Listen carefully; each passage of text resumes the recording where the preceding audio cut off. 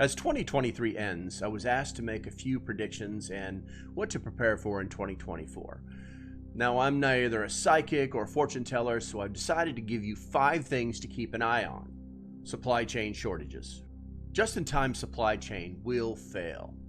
We've seen this in the past. The major issues are the interruption of cargo shipping. We're now starting to experience issues from the forced reduction of shipping due to the attacks in the Red Sea. To compound the issue, the Panama Canal has experienced a huge reduction in passages of cargo ships due to a drought that keeps the inland lakes full. These lakes keep the canal operational. The canal is now down to passage of 36 to 38 ships per day.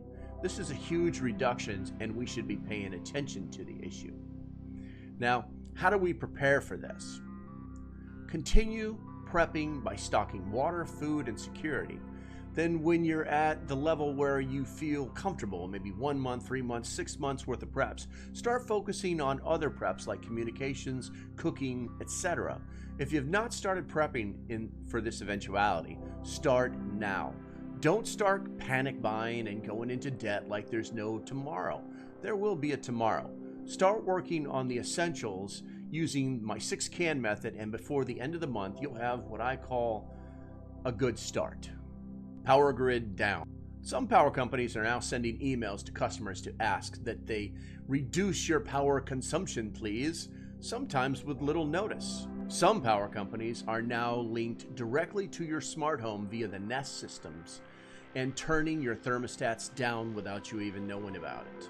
On the industrial level, you should be aware that power plants, power water pumping stations, in some cases, no power equals no water in the cities.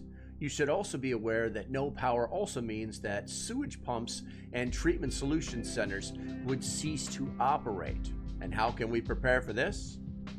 Have a backup. Whether it's a portable device like a Jackery, another brand name, or even a gas generator, have a backup device and a plan to use it. Of course, you should also be practicing with it monthly. If you can afford it, you should look at a permanent solar system so that you're not dependent on the power grid.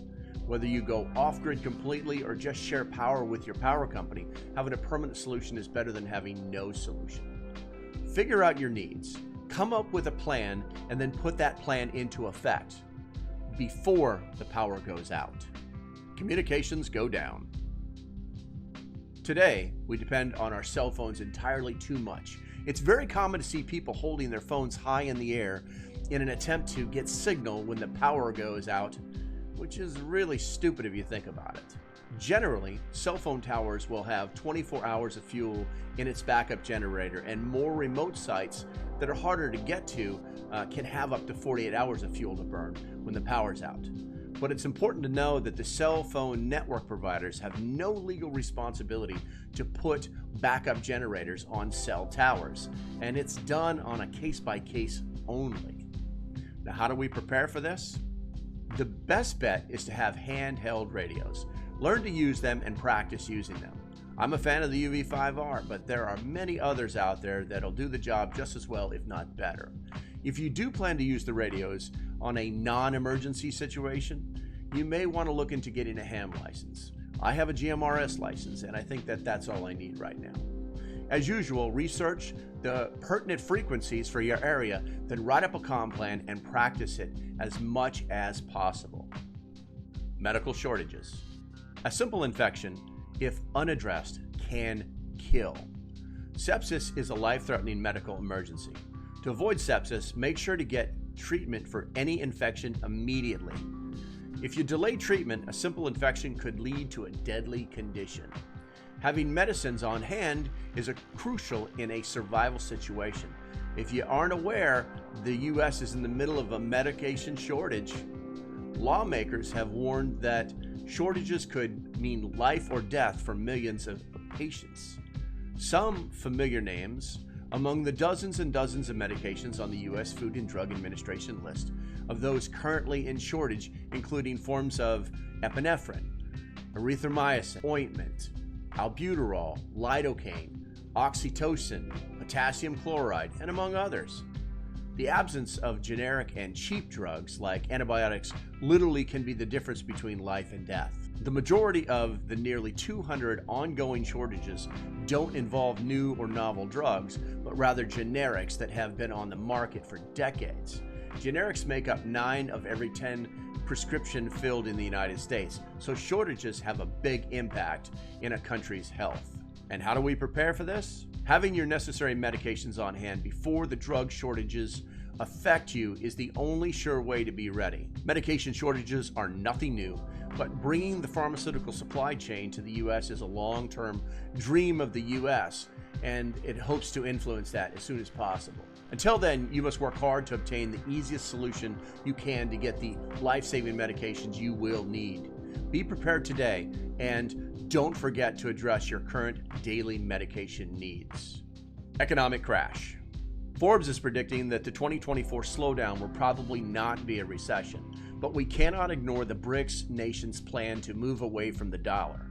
This is primarily because our enemies are tired of the U.S. controlling them through sanctions.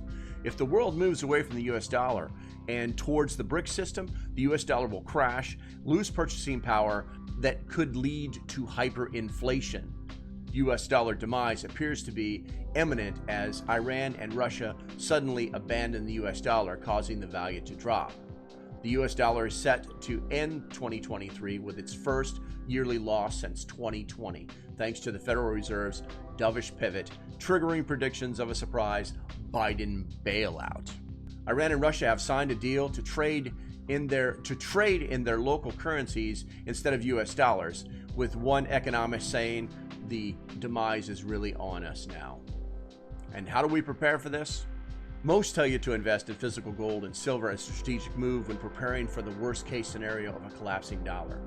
While there are various ways to invest in these precious metals, owning physical gold and silver offers several advantages. I would remind you that when a currency loses its value and during a true economic crash, cash will be king.